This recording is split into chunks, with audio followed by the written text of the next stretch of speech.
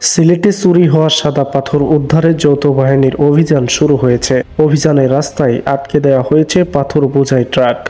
বুধবার 13 আগস্ট দিবাগত রাত 12টার পর এই অভিযান শুরু হয়।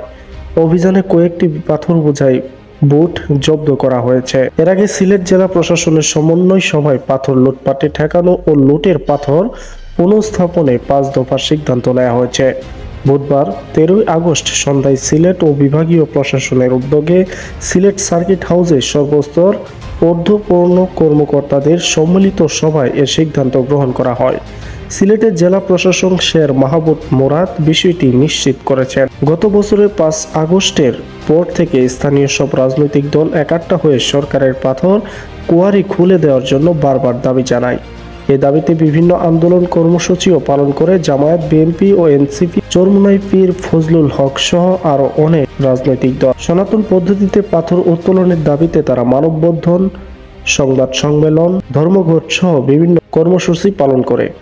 ভারতের স্বার্থে বিগত সরকার পাথর কোয়ারি বন্ধ রাখে বলে অভিযোগ ছিল এসব রাজনৈতিক দলগুলো। আর পাথর উত্তোলন করায় সিলেটে ঘন ঘন বন্যা হচ্ছে বলেও হাস্যকর সব কটূক্তি উত্থাপন করেছে সরকারের বিভিন্ন মহলে। আর এসব দাবার আড়ালে স্থানীয় প্রশাসনের নির্লিপ্ততার সুযোগে রাজনৈতিক ছত্রছায়ায় পাথর খেকোচক্র কখনো প্রকাশ্যে কখনো রাতের আধারে লুট করে নেয় সাদা পাথরের সব পাথর লুটের ঘটনা নিয়ে গণমাধ্যমের সংবাদ প্রকাশ হলে দেশব্যাপী তোলপাড় সৃষ্টি হয়।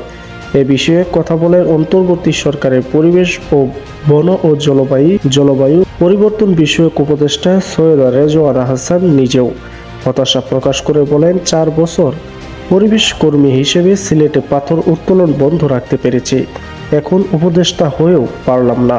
এসব ঘটনার পর নড়েচড়ে বসে সিলেট প্রশাসন 3 সদস্যের কমিটি গঠন করে বিভিন্ন সামাজিক, সুশীল সমাজ সহ পরিবেশবাদী সংগঠনগুলো বিক্ষোভ কর্মসূচি পালন করে। সাদা পাথরের পাথর লুটপাটের ঘটনা দীর্ঘদিন ধরে আলোচনায় রয়েছে।